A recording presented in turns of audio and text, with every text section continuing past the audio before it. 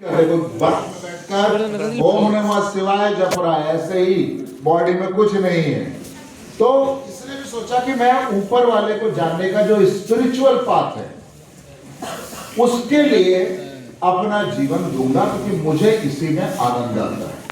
लेकिन अब समस्या क्या है दोस्तों, जो आपका लक्ष्य है, जहां पैसा कमाना चाहते हैं, आपको एक चीज की हमेशा जरूरत पड़ेगी, मेंटोर की, गुरु। वो बोलते हैं गुरु बिन ज्ञान नहीं होगा, मिल ही नहीं सकता।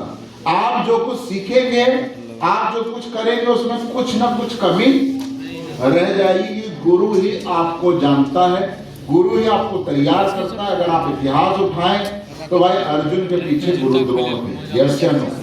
अगर आप सम्राट अशोक को देखें या चाणक्य जैसे गुरुओं को देखें, या अगर आप सचिन को देखते हैं, रमाकांत आचरेकर को देखते हैं, यानी कि बिना गुरु के कोई भी आदमी अपने जीवन में वो हासिल नहीं कर सकता जो चरम पर उसको पहुंचाए, जो टॉप पर पहुंचाए।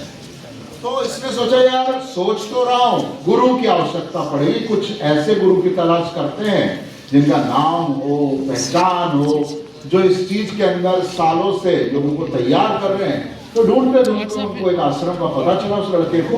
उसने उस आश्रम में अपना दाखिला करा लिया, एडमिशन करवा लिया। क्लियर हो पा रहा है?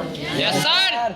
अब क्या है, कोई भी चीज से जुड़ना पहला काम, लेकिन जब हम जुड़ते हैं तब उस चीज के अंदर हमको दिक्कतें आने लगती है। समझ में नहीं आता, MIT बुला रहे नहीं आ रहा है, फॉलोअप मारे DD नहीं निकल रहा है, टीम बन रहा है, रोज गायब हो जा रहा है, महीना दर महीना हो गया, कुछ रिजल्ट नहीं आ रहा। तो आप कहीं भी जाए, जब एक बच्चा शुरुआत में विद्यालय भी जाता है तो उसको मजा आता है।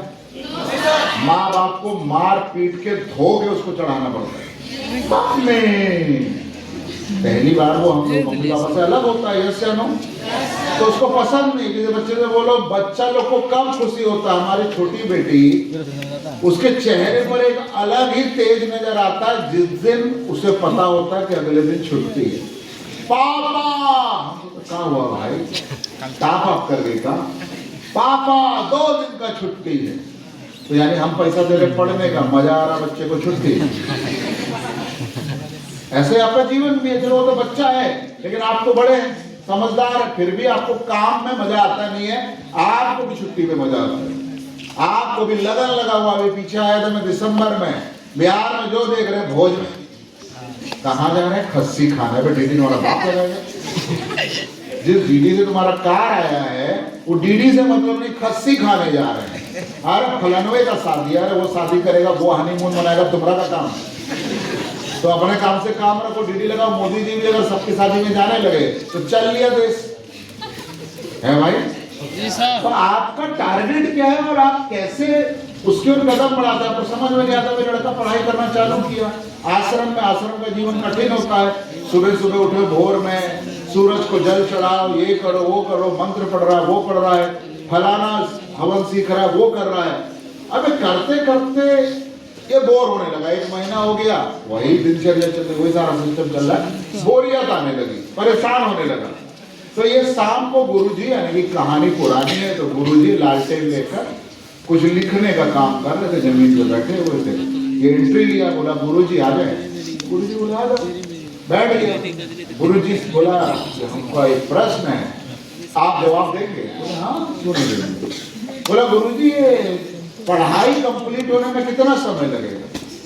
गुरुजी बोले 3 साल लगेगा। अच्छा, अरे एक काम बताइए, अगर हम सारा बच्चा लोग से दुगना मेहनत करें, आप बीच में खाली टाइम देते हैं, कभी बोलते हैं जंगल में चले जाइए, लकड़ी गिर लीजिए, कभी चिड़िया को देखिए, कभी इधर उधर का काम में लगा देते हैं, हम ये काम भी छोड़कर पूरा समय पढ़ने में लगा देते, तब कितना लगेगा? तो गुरुजी बोले तब तो 6-7 साल लग जाएगा।